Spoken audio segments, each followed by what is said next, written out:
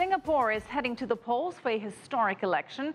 It's the first time all parliamentary seats will be up for grabs since the country's independence. Mira Lu has been covering this and joins us now live from Singapore. Mira, what's the latest?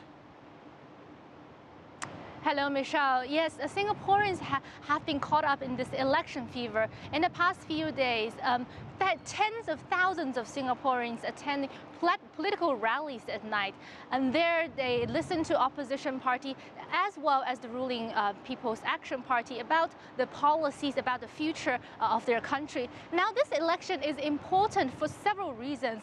First of all, it's the first time Singapore goes to polls in the post-Lee Kuan Yew era, and that's after their founding prime minister passed away in March. Now, many Singaporeans see this event as a turning point. Singapore is in a new chapter. Also, it's the first time that all 89 seats in the parliament will be contested, and that is also the first time in Singapore's political history. And also, it's important because in the last election, the ruling People's Action Party saw their worst showing, which on the global standard was still quite good.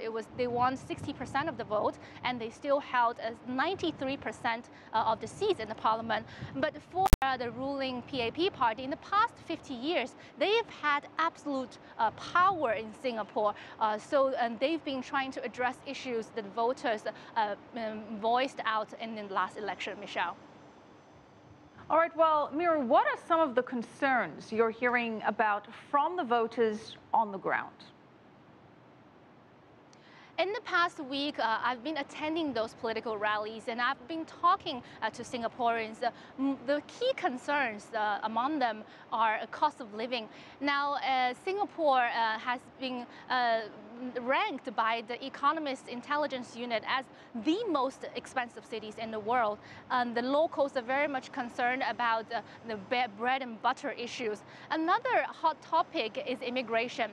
As we know, Singapore is an aging society. The ruling party's policy is to bring in more foreigners to help up with the economy. And they issued a population white paper report last year, and they estimate the population will grow to 6.9 million. Now, currently, Singapore has 5.3 million people, and among those people, only 2.5 million people are local. So when the locals hear that the government wants to bring more foreigners and the population number is going to reach 60.9, they didn't accept that very well. There were huge protests. So cost of living, immigration, and also wealth inequality are the main issues here. Right. Well, judging by the size of the crowds that we're seeing there seems to be an air of excitement, more so than usual, surrounding this vote. Mira Lu, what makes Friday's election different for Singaporeans?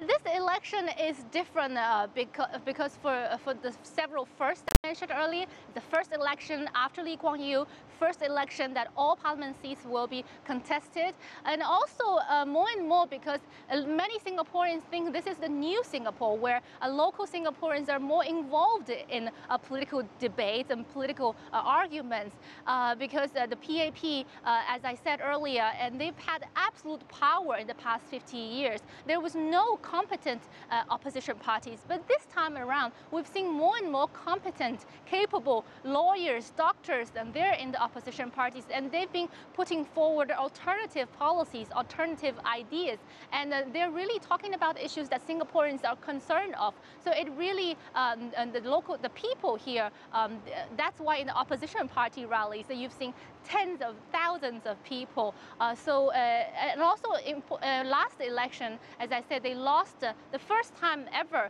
the PAP lost a multi-seat constituency. So it was a big hit for them, and this time around they want to make sure that they don't lose another one. But a lot of the supporters from the opposition parties say that this is the trend, this is the new Singapore. Singaporeans are just is going to be more engaged and more involved in their politics. All right, we'll check in with you again. Thank you so much, Mira Lu, live for us in Singapore.